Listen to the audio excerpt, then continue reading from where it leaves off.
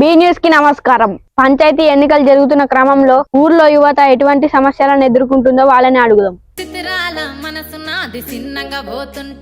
నమస్కారం అండి, మీ ఊరు సమస్యలు చెప్పండి. ఒకటా రెండా ఎన్నని చెప్పాలండి? అసలు మా ఊళ్ళో మొట్టమొదటి సమస్య మీ నిద్ర లేవక ముందే మొదలవుతుందండి. అంత పెద్ద సమస్య ఏంటండి? గుడి మీద మైకు. అవునండి, ఈరోజు పల్లె ప్రాంతాలకు చెందిన యువత నిద్రలేని నిరుద్యోగులుగా మిగిలిపోవడానికి కారణం గుడి మీద మైకే. విసుగు చెందిన జీవితాలకు విశ్రాంతి లేకుండా చేస్తున్న ఆ మైకును వెంటనే తొలగించాలండి.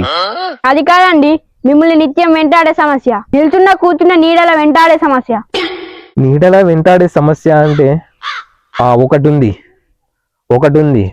ఇది నా సమస్య కాదు, ప్రతి ఒక్క మధ్య తరగతి వ్యక్తి సమస్య. మా ఇంట్లో 2 రూమ్లు ఉన్నాయండి.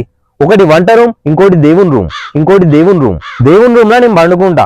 వంట రూమ్ లోకి వచ్చిన ఇంటర్నెట్ దేవుని రూమ్ లోకి అత్తలేదండి. ఓనిటీ అని వంట రూమ్ లోకి అయితే మా అమ్మ బోళ్ళు బోకెలు పంపిస్తుంది.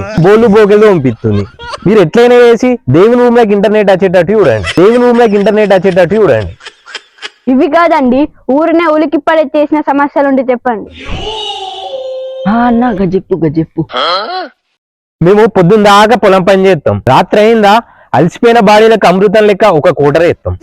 రాత్రి ఇంటికి పోదామంటే చాలు విలన్ హీరోయిన్ ఎంబడ పడ్డట్టు వీధి కుక్కలు మాయంబడ పడుతున్నాయి. సర్పంచ్ కొంచెం చలువ తీసుకొని కుక్కల సమస్యను కూలంకషంగా చర్చించాలని నా మనవి. మీ సమస్యలు కాలిపోను, మీరున్నంత వరకు ఊరు పేరుకు రాకుండా పోతాయి.